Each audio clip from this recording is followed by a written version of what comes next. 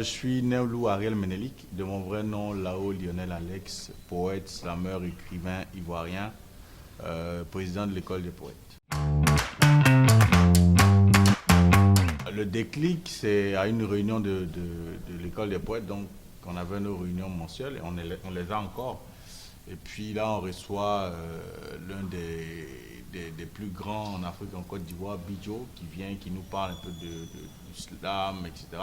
Et nous, on trouve là un excellent moyen, moi particulièrement, un excellent moyen d'exprimer ce qu'on avait, ce qu'on écrivait déjà, parce qu'il faut le rappeler à la base.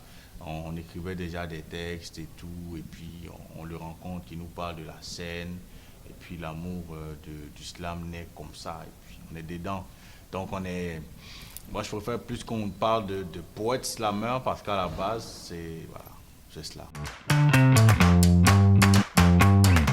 L'une des premières difficultés déjà c'était au niveau de l'entourage parce que la vision gênait. À un moment quand tu as fait des études de droit, quand tu as une maîtrise et qu'après la maîtrise tu te dis bon il faut que je consacre entièrement toutes mes forces, mon énergie à la poésie. Forcément, la première difficulté, c'est l'entourage.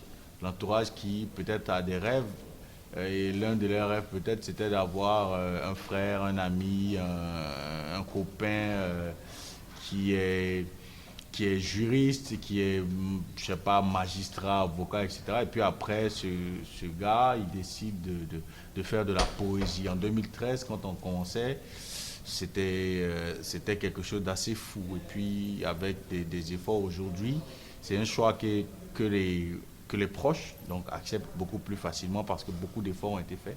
Et aujourd'hui, beaucoup de jeunes veulent faire ce qu'on fait.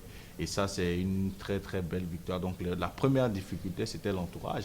Et puis, en plus, il y a la méconnaissance véritable de notre art de la part certes, d'une frange qui est minime de la population et puis aussi des décideurs, des autorités. Moi, je pense que c'est beaucoup plus ça le grand problème, la méconnaissance de ce qu'on fait. Quand on va arriver, ou bien est-ce que l'islam nourrit son homme, quand on arrive à éradiquer ces questions-là, je pense que moi, en ce moment-là, mon rêve, c'est l'un de mes rêves les plus chers. J'en ai plusieurs au niveau de ma carrière, mais déjà essayer d'éradiquer ces questions-là. C'est qui lui? Ah, c'est le slammer ou bien c'est quoi l'islam? Est-ce que l'islam nourrit son homme? Quand on aura fini, ou bien à part l'islam, tu fais quoi comme travail? Quand on aura fini d'éradiquer ces questions, on aura vraiment réussi.